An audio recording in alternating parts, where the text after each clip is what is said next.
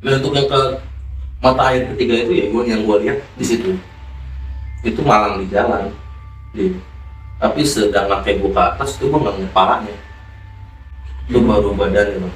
Oh ya, dengan niat gue yang baik itu kalah sampai kepala bang, itu bahkan benar-benar kayak kapas, gue kayak nggak ngeliat apa-apa, kayak tangan kosong aja begini gitu. Cuma dengan niat gue yang mungkin nggak jelas gitu ya, yang nggak ada maknanya, nggak ada iniannya ke gue minta yang aneh-aneh, di situ nggak gerak sama sekali bang. Itu batu seberat-beratnya mungkin. Ditanya-tanya ternyata ada momennya di saat gue lagi break lah ya bang, pacaran gue lagi break gitu. Bini gue sempet deket sama si cowok nih, sama si cowok ini. Dianterin lah dia makanan. Nah ternyata kata si A ini dari makanan itu ditaruhin sejenis minyak sama rambut. Halo, balik lagi bersama Beriko, Gue Rama, di Brokis. lu. Oke, pada kesempatan kali ini kita sudah kedatangan narasumber yang punya cerita yang serem. Betul. Buat brother Brokis, jangan lupa bantu subscribe, like, share, and komen. Dan jangan lupa nyalain loncengnya biar nggak ketinggalan video-video kita selanjutnya. Dan beberapa Brokis yang ingin berbagi ceritanya ataupun punya pengalaman misalnya bisa menghubungi kita dari DM Instagram kita ataupun ke email kita. Dan kita berkenalan dengan narasumber kita nih malam ini ya. Bang, halo. Dengan siapa bang? Gue Rifai. Nama asli siapa? Nama asli Muhammad Rifai. Kita dipanggil Rifai. Dan penasaran ya cerita seperti apa ya kan? Kita lanjut ke sesi Brokis, obrolan kisah misteri.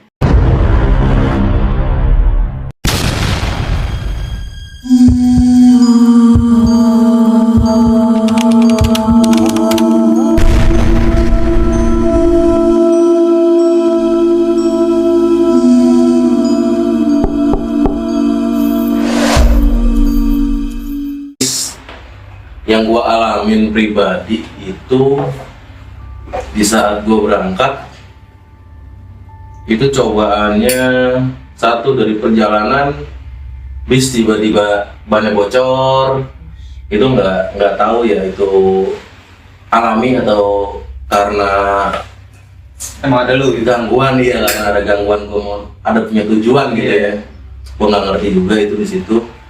Tapi cobaan itu bertubi-tubi datang terus di situ. Untuk yang pertama bannya bocor, baru nyampe di sana itu gue naik angkot untuk menuju ke lokasi yang gue tuju itu. Di situ gue sempet sampai kehilangan dompet. Jadi gue baru nyampe di tempat situ, gue turun dari angkot. Gue bayar angkot, gue berhenti untuk makan dulu sama calon istri gue nih. Sama calon istri gue ini gue berhenti untuk makan. Setelah gue makan, gue periksa dompet gue tuh nggak ada. Padahal semua itu udah di situ semua. Konsumsi gue buat gue ongkos pulang nantinya kan, buat transfer gue pulang, itu semuanya ada di situ. Akhirnya gue nelpon lah sama si orang ini, sama si A ini. Gue nelpon sama dia. Itu benar-benar ajaib banget kalau gue buat pribadi orang awam. Itu ada di tas, padahal sebelumnya itu gue cek itu nggak ada. Itu dompet gue cek nggak ada. Pas gue telepon dia nggak lama, dia suruh periksa di tasnya. Gue periksa tasnya, itu ada dompetnya. Itu di situ. Itu kedua. Yang ketiganya gue baru sampai, gue istirahat. Malamnya gue bangun habis maghrib, gue sholat bareng di situ. Itu ada orang yang mau sama kayak gue punya tujuan untuk ke si orang itu juga, untuk minta tolong lah ibaratnya. Itu gue bingung karena kan gue pribadi, gue sangatlah awam dengan hal-hal yang seperti ini. Tiba-tiba dia sujud depan gua, minta ampun, hampura segala macam, tapi dia ngomong dengan bahasa Sunda. Karena gua nggak ngerti, gua iya aja. Setelah dia ngomong seperti itu, nggak lama tuh hidungnya keluar darah bang. Tuh mimisan tuh nggak berarti hampir deras juga bang, tuh hidungnya. hidungnya deras juga, hampir dibilang berapa menit sih, lumayan lama juga itu, keluar terus.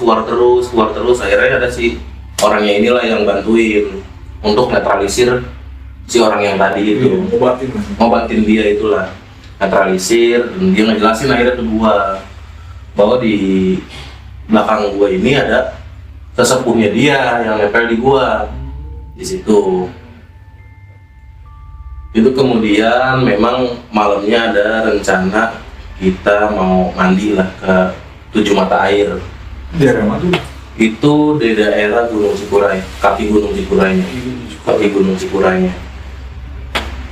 Itu cuman harus berangkatnya itu harus malam dan nggak boleh kelihatan orang manapun. Itu berarti lo dari terminal?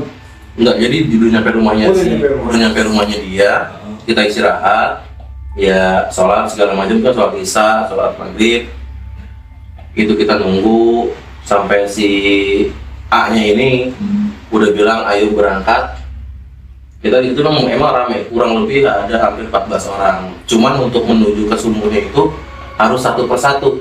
Oh, ganti-ganti. Iya, harus satu persatu, dan itu nggak boleh kelihatan orang desa.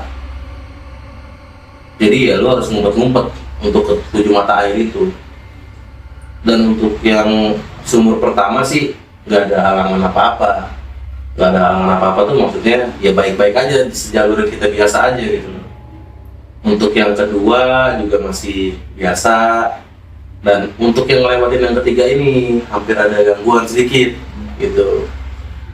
Gue sih yang gue lihat sih ada makhluk lah di situ yang kayak ngejegat gue gitu bang, yang ngejegat gue di tengah jalan.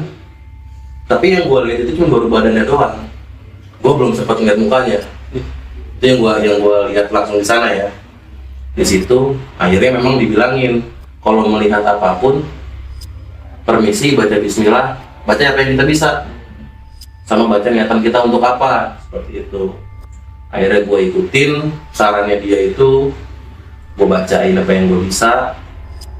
Itu kayak dikasih lewat aja gitu bang, dia minggir seketika, dia minggir aja. Tapi kalau boleh tahu nih bang, sosoknya itu bentuknya manusia, siluman atau? Bentuknya itu ya dibilang kayak pocong, cuman bukan kayak pocong-pocong biasa yang kayak sering dilihat di TV gitu, yang kecil segala macam, itu enggak bang. Itu segede pohon pisang yang segede-gedenya itu segitu bang. Itu yang baru saya lihat, saya udah dangak itu baru ngeliat tengahnya doang, nggak ngeliat palanya bang. Itu di tengah jalan tau? Di tengah jalan bang. Jadi halang jalan kok? Malang jalan. Itu justru jalur untuk ke mata air itu tuh cuma jalan seorang doang, setapak doang. Itu masih tanah merah. Itu sebelah kanannya pohon bambu, pokoknya jurang, sebelah kirinya jurang. Kita ngikutin cuma jalur peralon bang. Itu ada peralon untuk sampai ke sana. Jadi peralon itu untuk air, untuk menuju desa kan, untuk menuju ke warga.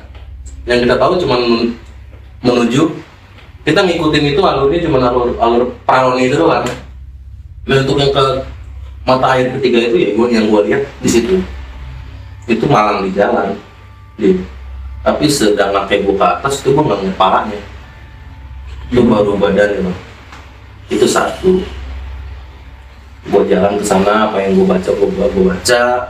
Alhamdulillahnya dia minggir, ngasih gue jalan ke sana sampai ke sumur 4, ke 5, dan yang ke-6 ini itu gue dapat gangguan lagi bang.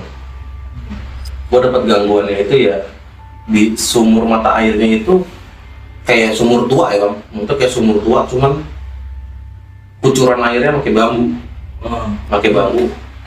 itu pakai bambu, gitu. Kita mandinya tuh di bawah kucuran bambunya itu kan. Itu kalau nggak salah bentuknya tuh bulat bang, itu tempat untuk mandinya tuh. Di situ gua ngeliat ular segede-gedenya bang. Gua nggak tahu itu ular apaan, tapi gua ngeliat itu ular segede-gedenya. Jagain Tempat itu bang, jagain sumur itu. Dan dia natap ke gua tuh tajamnya, nggak bisa bilang bang. Tuh tajam banget. kayak mau mangsa bang. Iya bang, kayak kita tuh mau udah mangsanya dia gitu di situ. Cuman ya karena gue bilang satu, gue punya tujuan, gue niatin dengan baik, gue bismillah, gue lakuin itu. Gue lakuin, gue jalanin, alhamdulillah nggak ada apa-apa nih bang. Sampai ke situ tuh gue nggak nggak ada gangguan yang maksudnya sampai bener-bener nyolek gua atau segala macam, nggak ada alhamdulillah. Sampai yang ke sumur 7, sumur yang terakhir itu gua ngeliat itu rame bang, kayak pasar. Tapi di situ suasana itu sangat sepi bang. Jadi kan memang lu tuh satu udah, satu lagi masuk. Jadi harus satu orang itu kan nggak bisa langsung bareng-bareng gitu kan. Nah yang ketujuh ini, gua itu dapat giliran hampir terakhir sebelumnya. Jadi yang ke-13-nya itu gua yang mandi. Di situ gua ngerasa tuh kayak pasar, bener kayak pasar. Banyak suara segala macam, tapi nggak ada wujud bang. Interaksi suara. Iya, interaksi suara tuh banyak banget bang. Tapi di situ nggak ada wujud sama sekali. Itu yang gua rasain. Di situ gua sebenarnya sampai hampir mau nyerah, gua mau ngedown. Gua sempet down juga bang, mental gua turun di situ bang. Gua bilang, kayaknya gua nggak kuat. Terlalu rame, badan gua berat. Bawaannya badan gua sangat berat bang. Cuman ya itu, gua bismillah, gua baca lagi apa yang gua bisa. Gue mohon, gue permisi segala macam, gue santun lah ibaratnya kan di situ karena kan di kampung orang. Iya. Kita alhamdulillah setelah gue mandi ke situ, buat jalan-jalan kaki lagi untuk ke rumah si orang yang ngajak gue ke sini ya. Iya. Si A ini gue ke sini lagi. Sampai di sana kita ber-14 orang itu kita mandi bang. Jadi udah disiapin itu bak gede. Itu gua nggak tahu ya, itu udah air kembang apa itu ada di situ bang. Itu emang harum ya menurut bilang. Itu kurang lebih jam 3 pagi gua udah sampai di rumahnya dia. Dari jam 12 gua berangkat mau mandi ke 7 sumur itu, jam 3 pagi gua sampai di rumahnya dia. Gua mandi pakai air itu, air yang disiapin pakai sama dia, pakai kembang itu. Di sana itu sempet zikiran dulu bang. Saya zikir, sholawat, Quran Nabi, segala macem ya, yang kita percaya. Habis setelah itu sih kita disuruh ke makam bang. Jadi ada salah satu makam Kuncen Cikuray. Iya. Di situ kita ke makam. Alhamdulillah ke makam kita nggak satu bang. Bareng-bareng rombongan 14 orang itu sama si A ini, sama si abahnya ini, sama si A ini kita bareng-bareng.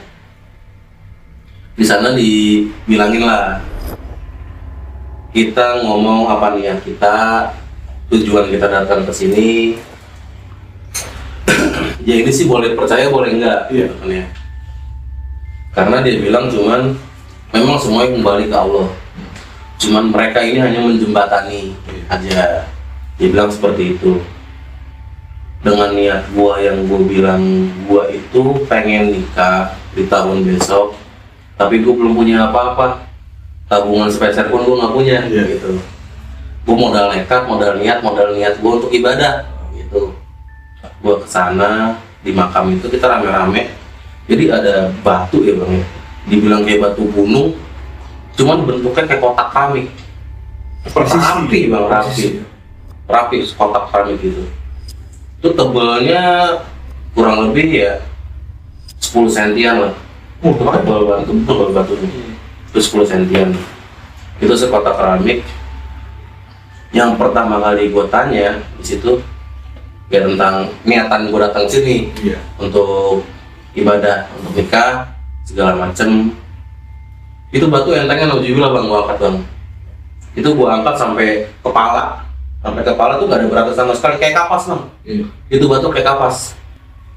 Tapi untuk yang kedua dan ketiganya gue minta aneh-aneh, itu gue angkat batu, geser pun nggak sama sekali bang. Jadi berat banget bang? Bukan ada beratan, nggak geser pisang, nggak gerak pisang tuh batu. Gue ngangkat tuh sekuat tenaga, sampai ini gue udah terasa semua tangan gue, itu nggak gerak sama sekali tuh batu. Padahal awal gue angkat dengan niat gue yang baik mungkin gitu ya, gue nggak tahu ya. Dengan niat gue yang baik itu tangan sampai kepala bang, itu bahkan benar-benar kayak kapas, gue kayak nggak angkat apa-apa, kayak tangan kosong aja gue begini. Cuman dengan niat gue yang mungkin nggak jelas gitu ya, yang nggak ada maknanya, nggak ada iniannya ke gua minta yang aneh-aneh, di situ nggak gerak sama sekali bang. Itu batu seberat-beratnya mungkin. Itu pengalaman gue di sana. Dan alhamdulillah sih ya bang, setelah kita selesai dari makam itu memang gua sempat nemuin batu cincin, tapi belum ada talinya nih bang. Batu doang ya, emang kayak kodok bang bentuknya. Itu di batu ada mataknya juga, begitu kayak kodok. Tapi akhirnya gue serahin ke si orang yang bawa gue itu, si A itulah, gue kasih ke dia. Karena gue pribadi gue nggak ada niatan untuk ambil pusaka, dapat pusaka dan segala macam, karena dia cuma ibadah di situ kan, buat nolong gue gimana caranya gue biar bisa nikah, gue bilang begitu di situ. Akhirnya gue kasih ke dia dan dia ngejelasin sebenarnya memang ini udah hak gue. Cuman gue bilang karena gue nggak tahu ngurusnya, gue nggak tahu cara ngerawatnya segala macamnya. Akhirnya gue serahin ke dia. Itu banyak hal yang aneh yang terjadi sama gue sama calon istri gue Di saat itu juga. di saat itu juga. Itu yang teman gue bilang yang tadi mimisan itu kesurupan malam-malam. Itu kesurupan, dia marah sama gue. Kenapa batu itu gue nggak terima di situ? Ya gue bingung dong, karena gue orang awam. Gue bilang gue nggak tahu gitu kan, kegunaan batu ini apa, fungsinya batu ini apa, cara merawatnya seperti apa. Makanya gue berikan ke si A ini yang ngajak, dan dia juga bilang ya udah nggak apa-apa kalau misalkan emang nggak mau, dia bilang gitu kan, kita balikin aja lagi nanti. Tapi setelah gue serahin itu, jelang berapa lama itu kejadian itu bang, itu kejadian seperti kesurupan, ngamuk nggak jelas. Itu semua barang, piring segala macam itu pecah dia. Itu ngamuk gitu kayak apa bang. Seakan-akan dia tuh mau udah marah besar gitu, kayak gue melecehkan dia atau apa gitu. Gue nggak ngerti gitu kan. Cuman alhamdulillah gue ditolongin sama si A ini untuk netralisir dia. Tuh. Itu nyerang ke bini gue tuh ditolongin bang. Jadi rumahnya itu lantai 2, gue tidur di lantai 2 sama bini gue. Belakang itu ada balkon, toren warna oranye gitu kan. Itu bini gue ditampakin bang sama 2 makhluk perempuan, sama ya dibilang kayak genderuwo, ya mukanya hancur bang, bertaring, tuh rambutnya nggak jelas kemana-mana. Dan untuk yang perempuannya kata bini gua itu yang dia lihat tuh matanya hampir keluar. Hancur gitu. Iya, matanya itu satu itu keluar dari kelopaknya dia. Itu yang perempuan. Dan dia nangis minta tolong di situ. Ya, dengan keadaan kayak gitu bini gua ketakutan. Ya gua bilang, "Mon manggil si A ini loh untuk nanya, ini kenapa?" Ya dia bilang dia pengen ketemu bini gua. Dia suka sama bini gua yang si genderuwonya ini. Dia suka sama bini gua, sama bawaan badan bini gua. Dia suka ini. Akhirnya di situ gua coba mediumisasi lah kan, untuk gua komunikasi sama si makhluk ini. Kenapa bisa suka sama bini gua? Di situ gua dimediumisasi sama si A ini. Pas yang gua tanya sih ya, itu gua sadar nggak sadar bang, di mediumisasi. Dan yang gua tanya, kenapa lu suka begini gua, kenapa lu suka sama calon istri gua? Ya ternyata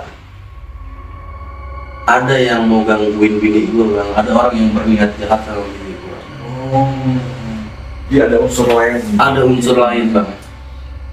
Niat dia bilang sih sama gua, niat dia buat ngebantu untuk ngejaga bini gua. Cuman gua nggak terima bang. Iya. Maksud gua pengennya gue yang jaga, bukan dia, bukan sosok makhluk yang seperti itu yang ngejaga. Gua pengen gua pribadi yang ngejaga bini gua. Gitu. Di situ ya dibilang kayak kita perang ya perang. Kita berantem dengan adu ilmu ibaratnya gitu kan.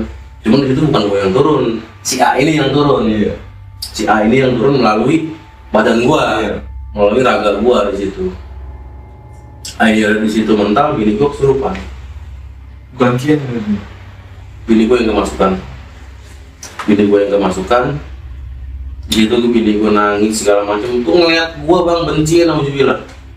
Gue bingung sama Jubila bang. Gue ngeliat bini gue yang gak kenapa-napa. Kalau bini gue yang gak kenapa-napa. Kok tiba-tiba setelah gue abis serang-serangan sama si makhluk ini, bini gue kemasukan. Kok dia ngeliat gue tuh benci. Dia ngeliat gue tuh kayak gak mau gitu loh bang. Lu siapa? Lu jangan ganggu gue, lu sama pergi. Gue diusir bang sama bini gue di situ. Akhirnya si A ini ngomong sama gue, ini bukan Lili, ini bukan bini lu. Ini ada makhluk yang suruhan orang, biar lu nggak jadi nikah sama Lili. Oh yang dari luar tadi itu. Ah iya bang, yang di luar tadi itu. Akhirnya ditanya-tanya lah kan, bini gue ini. Ditanya-tanya ternyata ada momennya di saat gue lagi break lah ya bang, pacaran gue lagi break gitu. Bini gue sempet deket sama si cowok nih, sama si cowok ini. Dianterin lah dia makanan. Nah ternyata kata si A ini dari makanan itu ditaruhin sejenis minyak sama rambut. Minyak sama rambut di makanan itu. Nah itu untuk nempelin ke dia. Memang gue pernah satu momen gue ngeliat sama bini gue muka kayak nenek-nenek bang. Berubah gitu bang. Berubah auranya. Gue ngeliat muka dia sama, cuman auranya tuh tua gitu loh bang. Iya. Beda banget. Beda banget itu di situ. Jadi tuh gue curiga gitu loh. Makanya pas gue ke Garut sana kan, ke rumah si A ini, gue sekalian memang mau nanyakan itu. Iya. Akhirnya dibuka lah semua sama dia di situ kan. Ternyata memang ada orang yang niat jahat sama bini gue. Gue minta tolong, gue bilang gimana caranya, kira-kira bisa nggak dinetralisir, dibalikin seperti awal. Dia bilang sama gue kayak gini, lu mau balik lagi ke pemiliknya, apa mau lebih galak lagi dari ini? Lebih galak lagi tuh lebih dahsyat lagi dari ini. Biar dia tuh ngerasain juga apa yang lu rasain. Gitu. Tapi gue bilang, gue pribadi, gue nggak ada niatan buat balas dendam. Menurut gue ya biarin aja, pulangin secara baik-baik aja. Tapi tolong dijaga bini gue. Menurut gue tuh dikasih pagar lah kalau kata orang dulu gitu kan, dikasih pagar lah diri kita gitu kan, buat menjaga badan kita. Gue cuma minta itu. Alhamdulillah bang, lancar banget semuanya bang. Sampai gue pulang ke rumah, gue kurang lebih 4 hari di sana. Alhamdulillah. 4 hari gue di sana. Kalau 4 hari gue di sana, gue pulang, gue main lah bang, main. Gue pernah bang sampai ngumpulin duit buat nikah itu selalu gagal. Dari gue nabung di ATM, gue beli emas, itu selalu habis duit bang. Gue nggak tahu. Oh, padahal niatan gue tuh udah satu bang, udah konsisten gue ini. Cuman habis terus godaan banyak banget bang. Akhirnya dia nyaranin, coba main aja. Insya Allah ini mah mudah-mudahan keluar dekat. Gue main harga langsung 3 bang. Gue main harga langsung 3, itu yang 1 juta, yang 200 sama 200, 1,4 setiap bulan tuh bang. Itu keluarnya alhamdulillah bang. Gue baru main, keluar nomor 3, terus di nomor 8 gue keluar, nomor 9 gue keluar. Itu nomor 9 itu hari pas gue mau nikah. Pas banget. Itu gue juga walau-walang gitu ya, walau-walang. Maksudnya kita nggak tahu itu bener-bener bantuan dari dia atau gimana, tetap kepercayaan gue tetap ke yang paling nyata. Iya, betul. Ke Allah Subhanahu Wa Taala, itu kepercayaan gue satu. Cuman memang dia bilangin, saya hanya menjembatani, hanya membantu apa yang saya bisa. Dia bilang seperti itu. Itu aja sih bang, kalau yang untuk ke pengalaman gue buat merit godaan dan segala macamnya, sampai gue ketemu makhluk yang nggak pernah gue pikir gitu, nggak pernah gue pikir tuh, tapi gue melihat langsung gitu. Dan di situ, oh ternyata memang ada hal yang seperti itu, menurut memang ada. Awalnya gue nggak percaya sama sekali bang. Mistik seperti itu. Mistik itu sebenarnya gue nggak pernah percaya sama sekali dengan hal-hal yang seperti itu. Tapi dengan yang gue lihat sendiri, yang gue alami sendiri, ya akhirnya gue tahu kan, mereka tuh memang ada. Tapi ya cukup mengetahuinya, kita cukup mengetahuinya. Oh, jelas lah. Betul. Iya, niat awal ya, sampai orang dari ibadah kan mau nikah ya kan, Iya. Bismillah, udah pasti dilancarin banget tuh.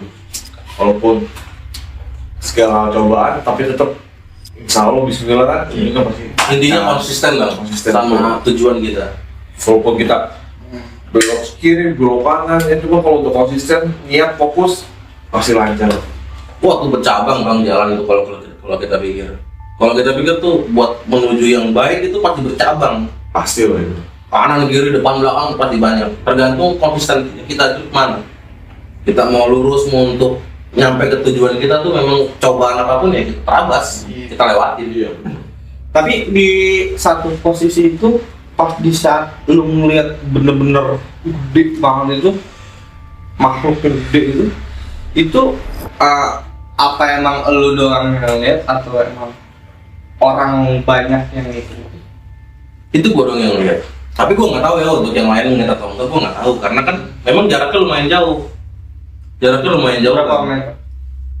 Itu kurang lebih 50 meteran bang jarak kita untuk ketemu yang sama yang belakang. Jadi untuk kita jalan tuh untuk ke sumur itu ke 7 mata air itu jalan dulu sendiri.